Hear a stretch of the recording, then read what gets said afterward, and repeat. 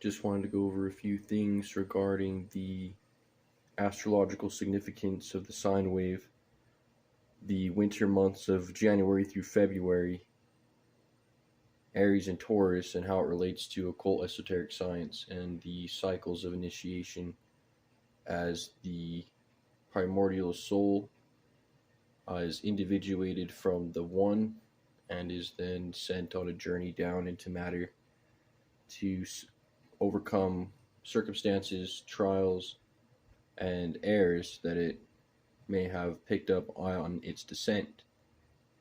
And as we go through those conscious descent through the emanations from the most subtle realm to the most dense, our consciousness flows in a particular direction or a pattern known as the 12 zodiac. So the first sign of the zodiac being Aries, because in tropical astrology, the energies and the intelligences of the sun is portraying is based on where the sun is and not necessarily the stars.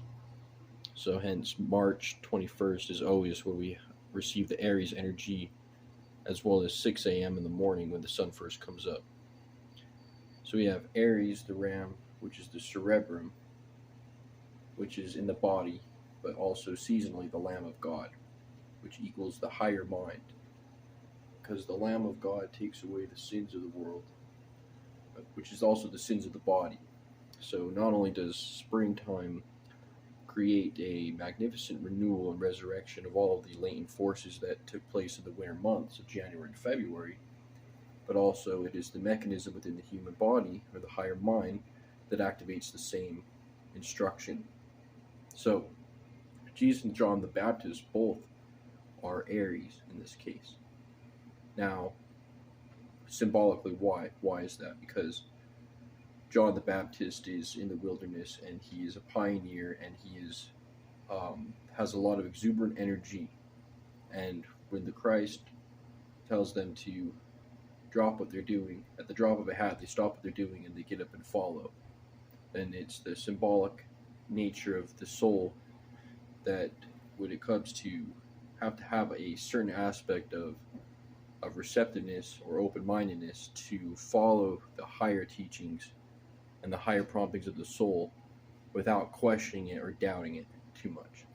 You have to go with the whim of a spirit, kind of like the first tarot card, the Fool. So then we have Taurus, the bull, the cerebellum equals the lower mind. And when we say lower mind, we just mean more of the physical aspects, more of the procreative aspects, the instinctual aspects, whereas the higher mind is more of the loftier thoughts that once you are protected and no longer needing to be in survival mode, then you access the higher mind. The lower mind comes in handy to help you survive in the physical sense. Hence the bull, Taurus the bull, helps you plow, toil the fields.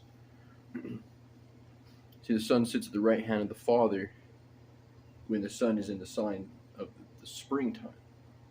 The sun sits at the right hand at the right hemisphere of the brain, at the right hand of the Father, which is everything that is happening outside of us is happening reflectory within us.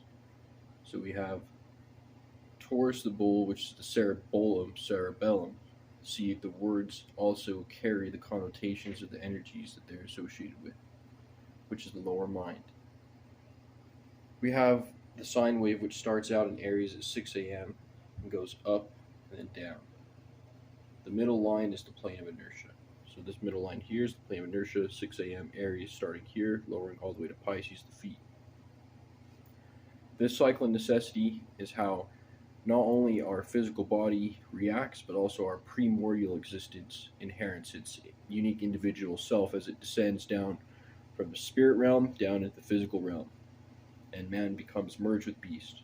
Mysteries of Sagittarius, mysteries of the winter months, the going down into Hades, going down into the lower realms, aka Earth, to mend the 7 chakras or the 7 metals, or to overcome and transmute the 7 vices. Like I said, when we descended from the primordial realm, we picked up various habits and behaviors. As we came up, our first human incarnation is our life. That is an emanation of our environment, astrologically, the way in which our parents encountered each other and did the procreative act as well as the soul's individual unique blueprint. So there's a couple of different things that go into your individuality.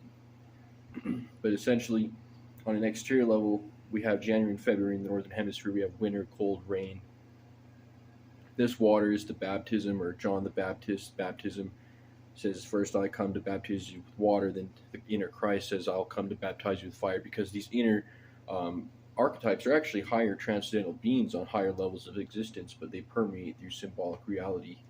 So in the physical plane, we see this through various aspects in our life. We see spring every year, but also we have our own internal spring. We have our internal winter, our internal cleansing.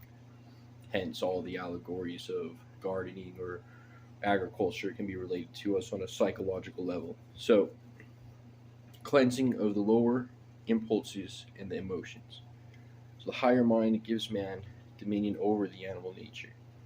So these winter fall months, winter, anger, depressive states, bad decisions, it's winter cold months, but these struggles are the raw material used to transmute these vices that we occurred from coming down and descending into density. See all my other videos on the way that the soul descends and how it accumulates these various garments of necessity, of either positive and negative, sometimes one over the other, and then as it comes down into its human incarnation, whereas true occult teachings assert human incarnations for the soul, only one is needed to develop the appropriate reasoning faculties to be able to function correctly in the higher realms with knowledge of self.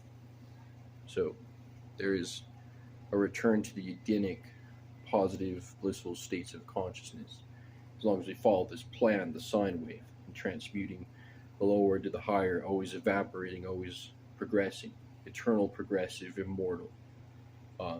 Learning from books of like Thomas H. Burgoyne, Light of Egypt, both 1 and 2, and then understanding the Deveda side of Eastern mysticism, understanding that you maintain your eternal individuality throughout your eternal journey, and it's progressive.